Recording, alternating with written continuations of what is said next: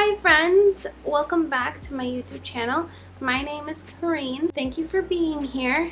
I'm so glad you joined. Today's video is going to be a review of the DivaCup. I have been using the cup for quite some time. I think I bought it around December, November, somewhere around there. I've been using it for a good 6 or so months at the least. I wanted to do kind of like an in-depth review of the cup, my tips, thoughts on the cup, pros, cons, and just so that you can learn from my mistakes if you are thinking about trying a cup, because cup life is great. I didn't used to be a believer. Now I am a believer.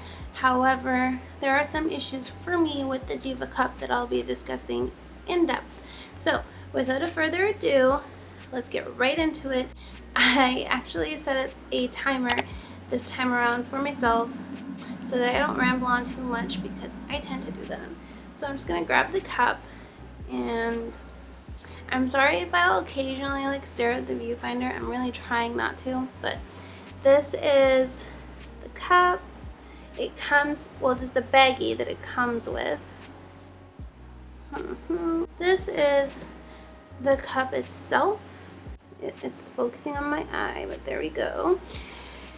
It comes with a stem when you buy this. Mine has completely chopped off. The instruction manual that you get with it does not recommend that you cut off the stem, but I cut it off because it was irritating me even when I left like a little tiny bit, and I find that I don't need it because I can still very easily reach the cup. Let's start with the pros.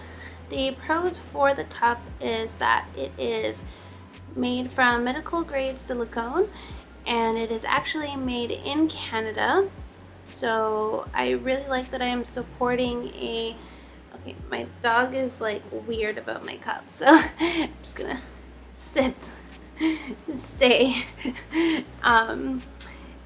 Anyway, it's made in Canada, so it feels really good that I'm supporting a Canadian company since I am from Canada, and I believe DivaCup is a certified B Corporation, which is also very nice. I'm just looking down at my notes if you're wondering. I'm like a notes person, so anyway. It is free of color, as you can see. It is clear. That does come with a con where it can stain if you don't take care of it properly. As you can see, mine is pretty good. It's like there's very minimal staining, and I will give you a tip on how to prevent staining. It's very eco-friendly to use a cup. I have cut down my waste in at least half, because I used to buy like a box of tampons.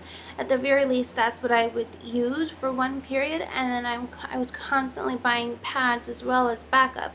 I currently still use pads as backup because I haven't found good reusable pads that I like, but I have been thinking about trying some period panties, the ones that are on the thinner side, as backup.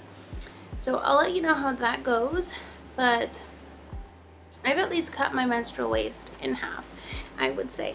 It's way better for your body than tampons and pads, because tampons and pads are first, like, they're synthetic material. I mean, so is this, but it's not as harsh as something like, you know, like a cotton ball, which is basically what a tampon is. And it's way better for you because there are chemicals, you know, in the tampons and in the pads that help keep them scent free for as long as they do. So this is much healthier for your body, and I feel like I get the benefits of a tampon without the like risks to my health.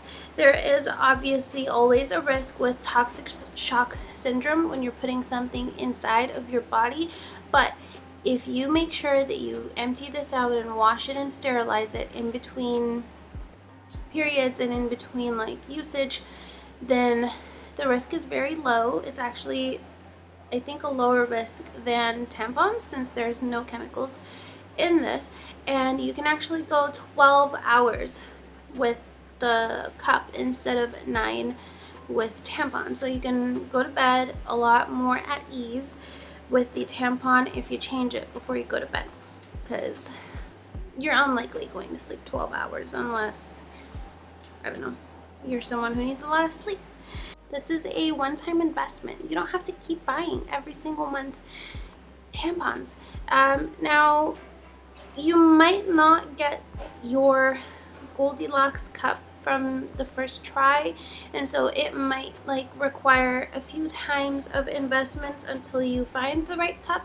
But once you find the right cup, it's a one-time payment and you're gonna use it for years. If you take care of it well, the silicone should not degrade, and you'll probably have to replace it, I don't know, a very long time later. Now I'm going to talk about the cons.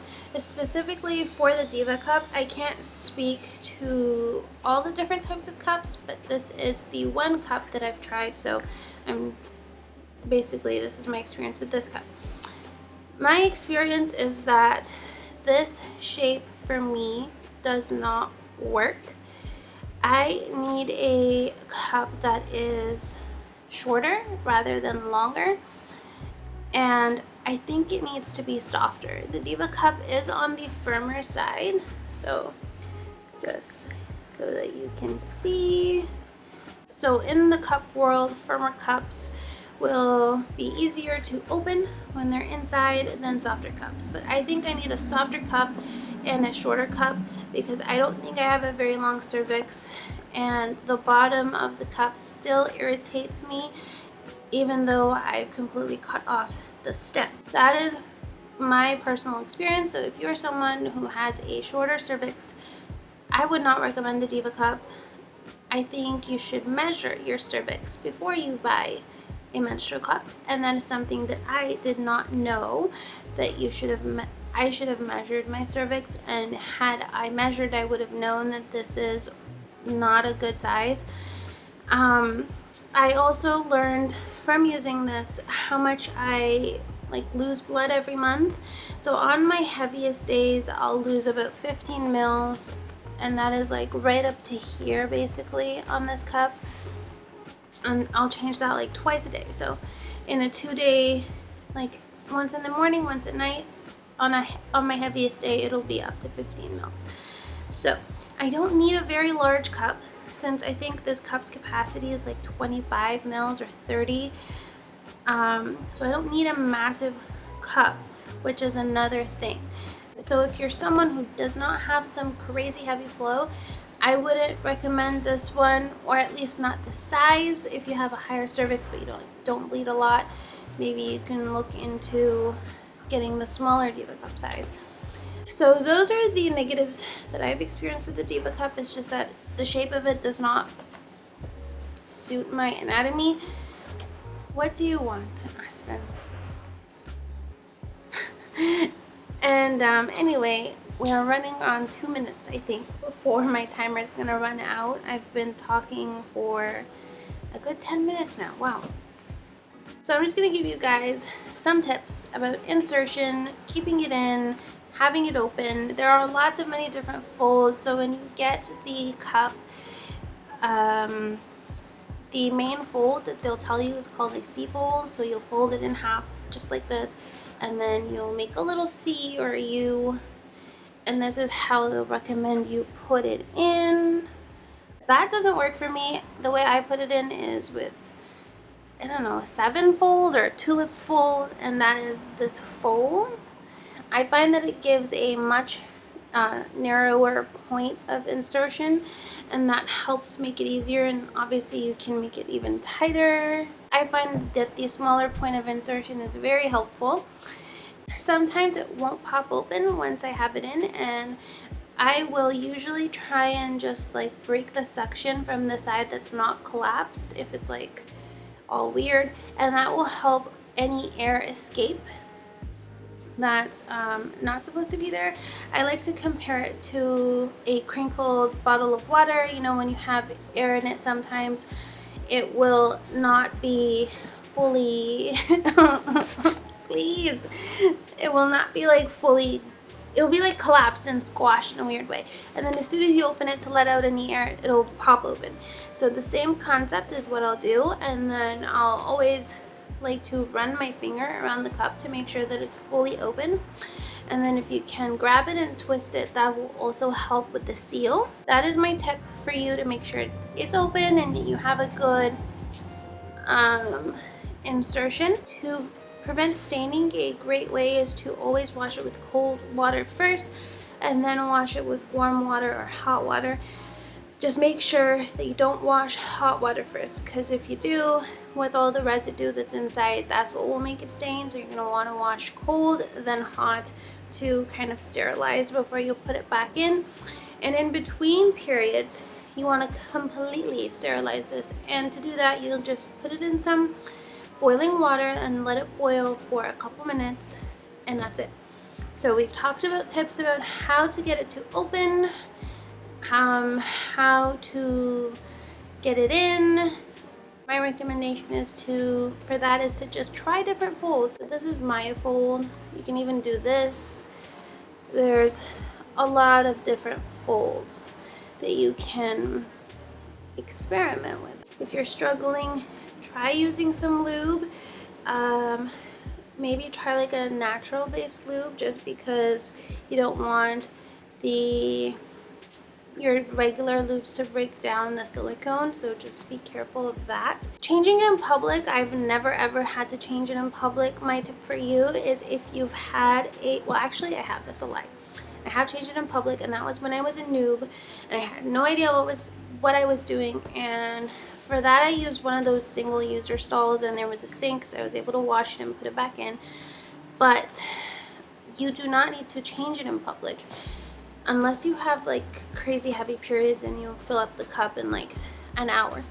But I don't. This thing is usually good for 10 to 12 hours for me before I have to change it. So what I do is I'll just make sure it's empty before I go out or before I go to work, and that way when I am out, I don't need to change it. And then once I get back home, if I feel like I need to change it, I'll dump it out, put it back in. Other tip for you is to, when you take it out, dump the contents in the toilet. You can also do it in the shower if you're new. It really helps. The water kind of lubricates it.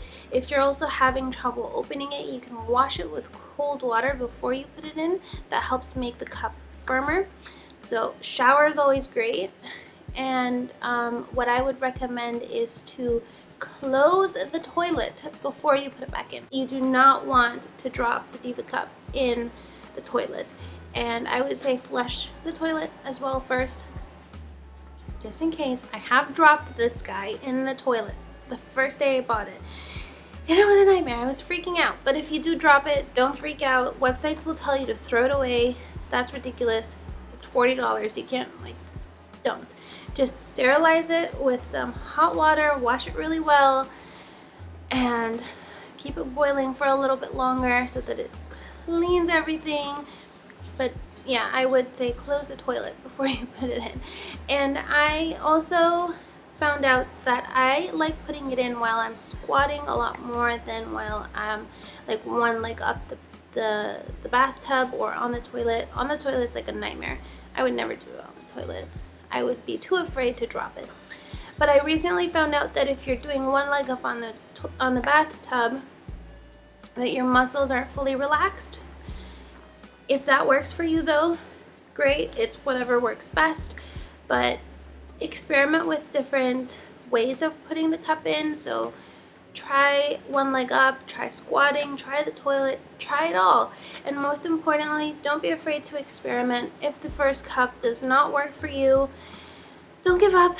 Try another one. There's so many out on the market. I recommend the Put a Cup in It website / YouTube channel. They have so many great resources that I would recommend you check out. I recently took their quiz, and I plan on trying a new cup by Salt that they recommended for me through their quiz. But it's just a great resource, and they even have a Facebook page for support in a community. They're great, but don't give up. Keep trying. Being eco is beautiful and it is great for your body. I really love the cup, and I will never go back to anything else. I'll also link a few YouTube videos that I have liked and enjoyed watching and found beneficial. One of them is Milena Cicciotti's video.